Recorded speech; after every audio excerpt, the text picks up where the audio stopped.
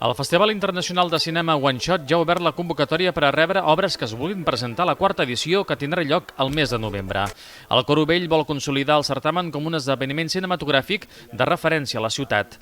L'any passat ja va rebre gairebé 2.000 pel·lícules de més de 100 països. El One Shot és l'únic festival dedicat només al pla seqüència, és a dir, els curts que es presentin d'entre 3 i 40 minuts de durada han de ser gravats en una sola presa, sense talls. Aquest certamen és hereu directe dels antics rotllo i pla seqüència quan el cinema es feia exclusivament amb càmeres. Ara la tecnologia ha facilitat que tothom pugui gravar vídeos amb el mòbil, però no sempre amb un criteri estrictament cinematogràfic. És més fàcil pels cineastes perquè amb un mòbil pots gravar, però no vol dir que amb això hi hagi molt més... La tecnologia no està ajudant a que hi hagi més participació, al contrari, perquè es gasten les energies en fer TikTok, 5 coses d'aquestes, i no estàs gastant energia en centrar-te en fer un curt una mica encara i ulls.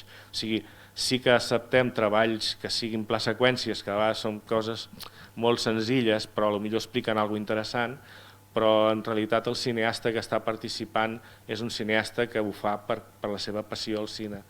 L'Ajuntament de Terrassa ha renovat el suport al One Shot amb la intenció d'obrir-lo encara més a la ciutat. Hem començat una tasca molt important a través de les escoles, que a les escoles poder-los ensenyar com funciona el pla seqüència, i això ho hem treballat amb la regidoria d'Educació durant aquests 2 últims anys per aconseguir més obres. L'any passat ja ho vam aconseguir, que ja hi havia participació terrassenca, però encara és un camí llarg a poder fer. Les inscripcions al One Shot són gratuïtes i es poden fer a la mateixa web del festival. La categoria sènior de més de 18 anys atorga 1.800 euros per al primer premi.